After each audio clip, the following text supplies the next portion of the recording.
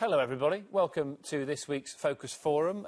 If you'd like to get in touch with our programme, there are the details on the screen for you. We are going to be discussing England against Montenegro and England against Poland. Two significant World Cup qualifiers. This will determine these next two games, whether England go to Brazil next summer. Alan Shearer is smiling. Martin Keown, oh, there's a smile from Keown as well.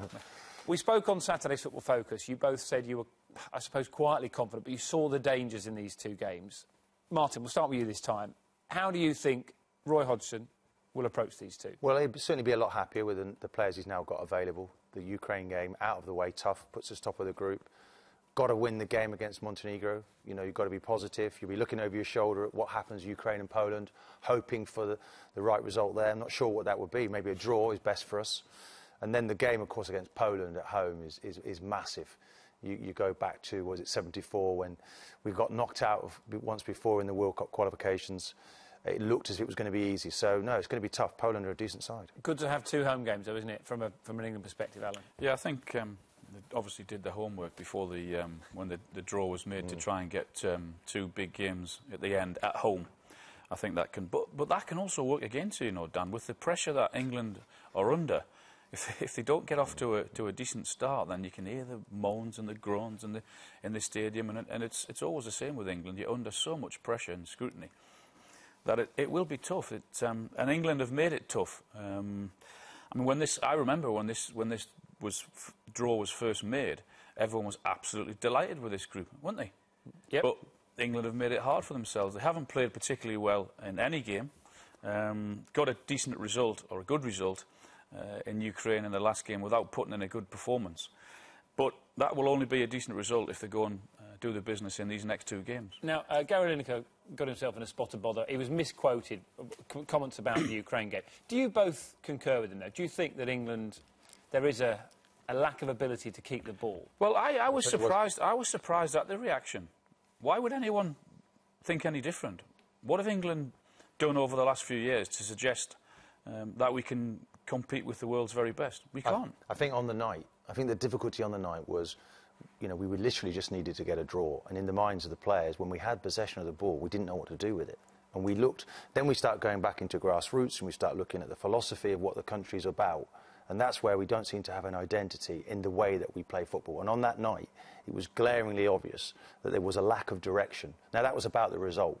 But we didn't not only that night, Martin. But we didn't play. Well, that's the worst example. That's why I was probably our surprised worst at the reaction. It's our worst performance, Alan, isn't it? It's a good result, but it's been our worst performance of the campaign. Even Gerrard was giving the ball away. Lampard never made a correct pass all night, and he's one of the best players we've produced in this country. So, on the night, we didn't seem to have a purpose to our play, and that was worrying. And I think what Roy has to do now with the players, they've got to play with purpose, and they've got to have the direction in their play, otherwise we won't get the results we need. Well, let's have a look at those players that he has to choose from. This is the squad, and you said right at the start, Martin, that he's got a good squad to choose from there, Alan. There are choices in there, aren't there? Yeah, there are choices. But that squad there has been the majority of the squad throughout the campaign, and we're still in the sticky situation. So it hasn't particularly worked. But what I would say is that a big positive for the next, hopefully a big positive for the two remaining games, is that he'll have Rooney fit, and he'll have Sturridge fit, and he'll have Welbeck fit. And Rooney and Sturridge have not been paired together. I think it's 37 minutes or something like that. 32 minutes, yeah. 32 minutes. So that is a bonus, and particularly where both of them have started the season for both Man United and for Liverpool. There's goals there. There should be goals there. So does that mean no Ricky Lambert starting, more of a player to come off the bench? He won't start. Listen, he's done remarkably well, but we've got other players that can do a better job than that, I feel. It's going to be interesting, looking at Baines, the way he puts those free kicks in against West Ham recently. Do you play with him? If it's an attacking game in the first one, do you just go all-out attack and play those types of players? Decisions to be made by the manager, but he's got options, and I feel he needs to be positive in everything he does. We can't hold back. Jagielka and Cahill, first choice. They've cemented for me their performance in the Ukraine was the best I've seen as a pair. Cahill now is becoming the dominant force. He's not playing now, of course, for Chelsea again.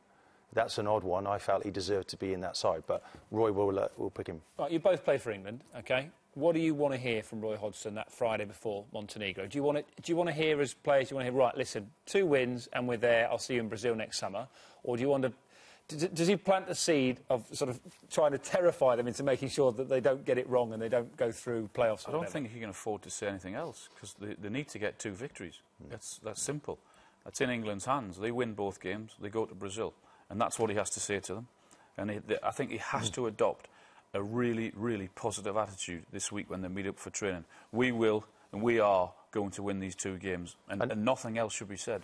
I know that Roy is great in terms of tactics and being very hard to beat, but it's now having that threat, that punch that he has to provide for the team. Go and attack, go and play. Because at Wembley, the Wembley experience is going to be difficult. When you're trying to qualify for a tournament, there's extra pressure. So really the first game, get that nicely done. It's a dress rehearsal for the really big one, which comes against Poland. And both Montenegro and Poland have names that we know, Jovetic and Vucinic for Montenegro, we know Blaszczykowski and Lewandowski for Poland as well. There are names in there to worry England players and fans as well, aren't Not there? just those names. I mean, those performances against the teams earlier in the campaign didn't fill us with great hope. But there are names. There's no doubt about Lewandowski is one hell of a striker. You don't want to be coming up against him. And, you know, we've got to do the business the other end, because he probably will notch. And that's going to be a huge challenge for us. You cannot even afford to think about Poland. You win your game on Friday night. That's the important one. Forget about Poland. 3 or 4 players might get injured on Friday night, and you're back to juggling names again. Win Friday night, then concentrate on Poland. OK, let's have a final look at the table for you. So England currently top, despite all our moaning and groaning here. They are still top of qualifying Group H. And as we've said, 1 team goes through automatically. If you finish second in that group, you go into a playoff to then try and make it to Brazil next summer. So, in your eyes, sum it all up for us, yes or no? Yes, for me, I think we'll do it. I believe in the team. I'm more hopeful and confident. OK, we'll take the... Yes. Yes. Oh, he's got there at the end. We got a yes. Lovely. Right, that is it from us. Thank you both to Alan Shearer and to Martin Keown. Football Focus returns next week. We're on 12 o'clock, midday, high noon, whatever you like to call it. Thank you for watching our Focus Forum. Enjoy England and all the other internationals this weekend. And from all of us, thank you for watching, and we'll see you soon. Goodbye.